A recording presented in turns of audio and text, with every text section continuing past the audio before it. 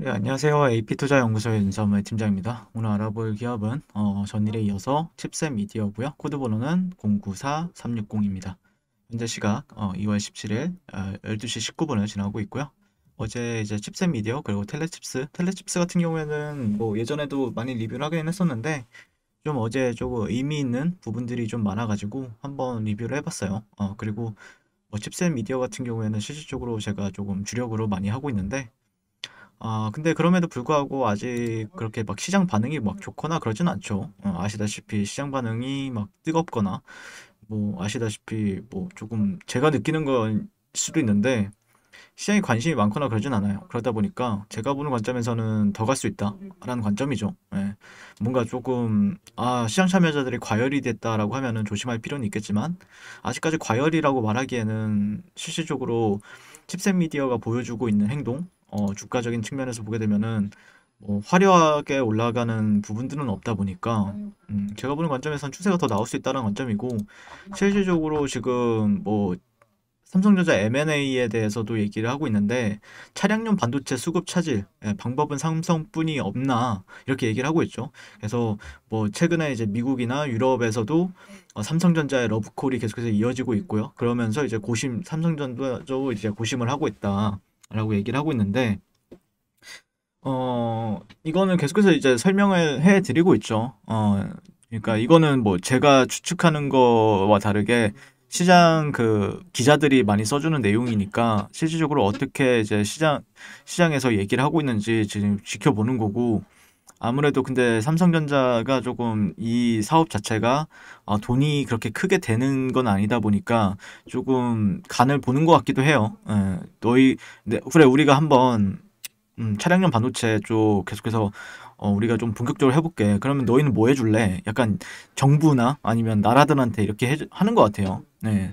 근데 아마 삼성전자도 큰 그림이 있지 않을까라고 생각을 하고 있고 그런 거에 있어서 좀 뒷면에서는 M&A에 대해서 계속해서 후보군을 놓고 뭔가 조금 조율을 하지 않을까. 그리고 삼성전자가 지금까지 해왔던 거를 보면은 굉장히 치밀하잖아요. 예, 치밀하다 보니까 좀 물론 떡밥은 주어졌지만 이 삼성전자가 뭔가를 계획할 때 있어서는 굉장히 치밀한 부분들에 있어서 우리가 뭔가 뭐 이렇게 뚜렷하게 짐작은 하지만 가시화되기 전까지는 좀 모를 수 있죠. 예.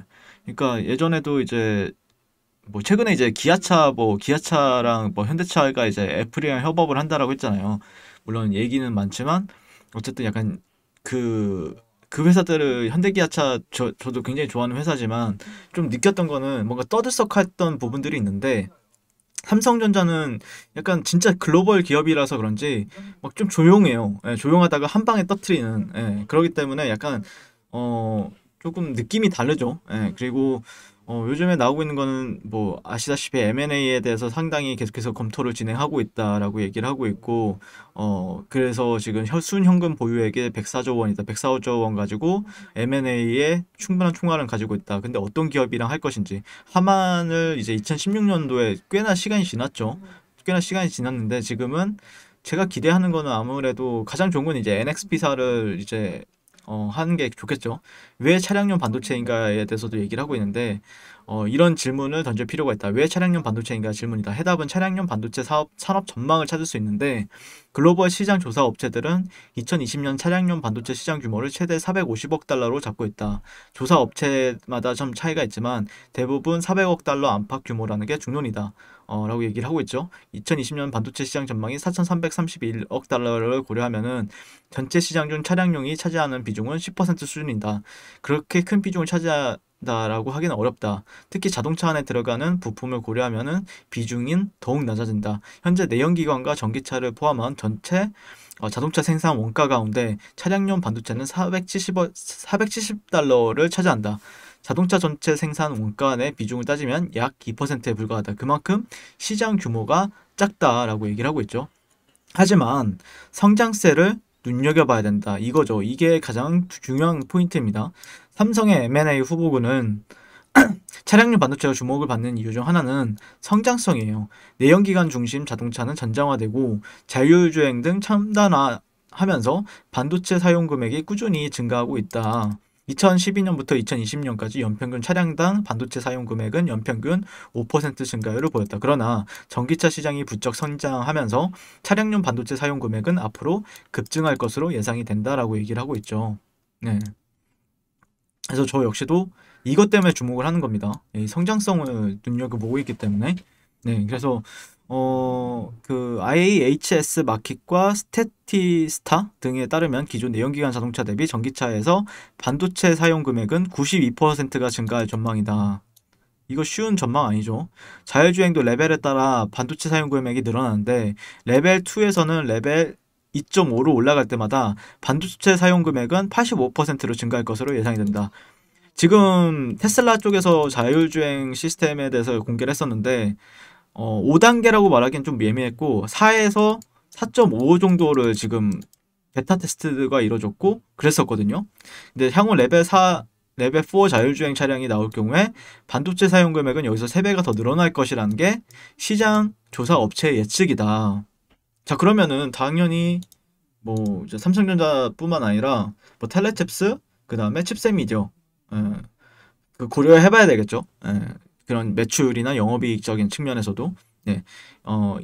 이는 전기차 모델만 판매하며 자율주행 고도화에 나서고 있는 테슬라를 보면 쉽게 납득할 수 있다. 자율주행 레벨 2 전기차 모델 3의 경우 반도체 사용 금액은 1,700달러로 추정이 된다. 내연기관보다 4배가량 많다. 모델 3 생가 원가 중 6%를 차지한다. 전기차와 자율주행이라는 자동차 패러다임 변화로 차량용 반도체 시장 규모가 또 확대될 것으로 보인다. IHS 마켓은 차량용 반도체 시장이 2026년 676억 달러로 커질 것으로 내다봤고 연평균 7%씩 성장할 것으로 예상되는 차량용 반도체 수요가 시장을 견인할 것이라는 분석이다. 네, 이렇게 얘기를 하고 있습니다. 네. 그래서 어떤 기업 회사들인가에 대해서 이제 지금 얘기가 나오고 있는 뭐 NXP, 인피니언, 르네사스, 텍사스 인스트루먼트, 뭐 ST 마이크로 일렉트로닉스 이렇게 있는데 NXP는 네덜란드 회사고요. 2003년 필립스 반도체 사업 부문에서 분사에 설립이 됐고 2019년 기존 차량용 반도체 시장 점유율 21%를 차지하는 명실상부 1위 기업이다. 네. 다만 2020년에는 인피니언이 사이프레스를 인수하면서 시장 점유율 1위를 차지한 것으로 관측이 된다. 그러니까 1, 2등을 다투는 게 NXP예요. 네. 그래서 테슬라를 비롯해 포드, 혼다, 토요타, 현대, BMW 등 완성차 업체를 고객사로 두고 있다. 그만큼 차량용 반도체 매출의 핵심을 차지하고 있다. 매출 절반 정도가 차량용 반도체에서 나오고 있다.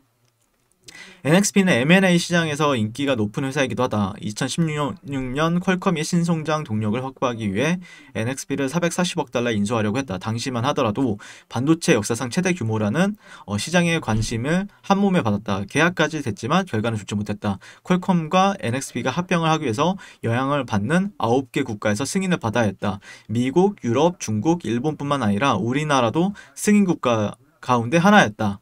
8개 국가는 합병을 승인했지만 중국이 목리를 부리면서 결국 인수계약을 파기됐다. 퀄컴은 위약금으로 NXP에 20억 달러를 지불했다. 삼성의 M&A 전략에도 빠지지 않고 등장하는 기업이 NXP다. 이미 수차례 삼성의 인수 대상 기업을 NXP가 자주 언급이 되었다. NXP를 인수하면은 차량용 반도체뿐만 아니라 산업용, 사물 인터넷, 모바일, 기지국, 통신장비, 반도체 등 NXP의 또 다른 사업과 시너지 효과도 기대가 된다. NXP 시가총액은 543억 이제 59조 7,900만 원이다라고 59조 7,900억 원. 네라고 얘기를 하고 있죠.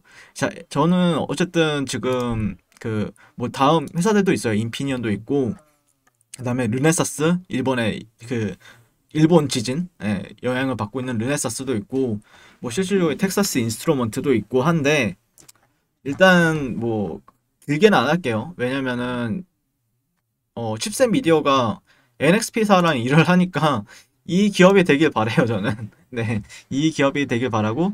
근데 만약에 이렇게 된다라고 하면은 칩셋 미디어가 가장 핵심이고 그 다음에 뭐 이제 모회사인 텔레칩스도 같이 영향을 받아서 투더문 할 수 있겠죠.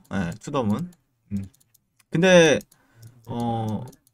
제가 예전에도 설명을 드린 적이 있는데 삼성전자가 어떤 결정을 할지는 저도 이제 감이 잡진 저보다 훨씬 똑똑한 사람들이 저보다 뭐 100배, 1000배 똑똑하신 분들이 생각하는 걸 제가 어떻게 알겠습니까?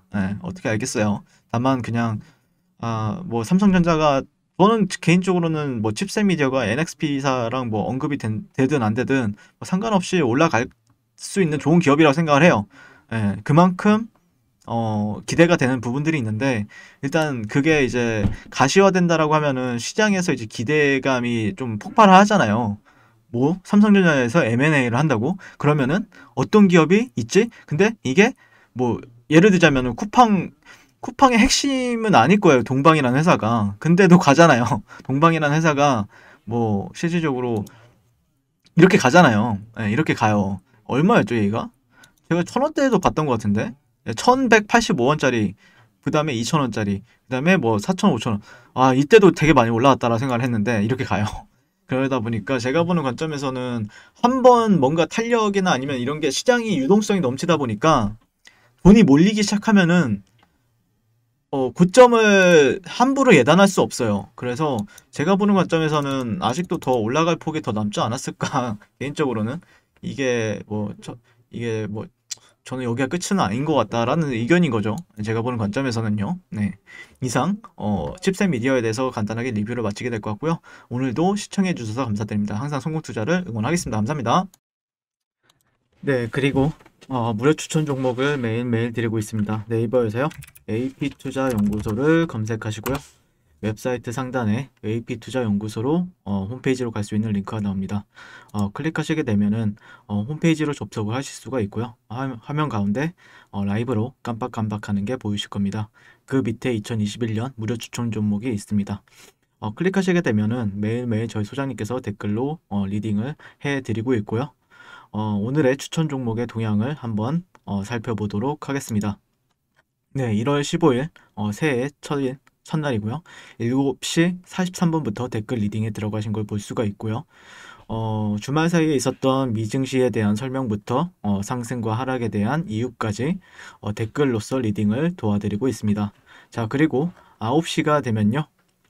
추천 종목이 나가게 되는데요. 종목명, 매수가, 1차 목표가, 손절가가 함께 제시가 됩니다. 오늘 같은 경우에는 코나아이라는 종목이 추천이 나왔고요. 현재가 37,500원 기준 매수, 1차 목표가 38,600원, 손절가 36,000원으로 이제 대응한다. 이렇게 목표가와 손절가가 명확하게 제시가 됩니다. 그랬을 때 이제 주가가 상승하게 되어 목표가에 도달했을 때는 목표가에 도달했다고 댓글로서 리딩을 도와드리고 있고요. 하락하면 하락하게 되었다고 손절에 대한 리딩도 함께 해드리고 있습니다. 지금 이 무료 추천 종목은 로그인을 하지 않아도 누구나 다 볼 수 있는 공개되어 있는 댓글 리딩이기 때문에 홈페이지에 오셔서 종목이 아침장이 필요하신 분들 많은 도움 받아가시면 좋을 것 같습니다. 감사합니다.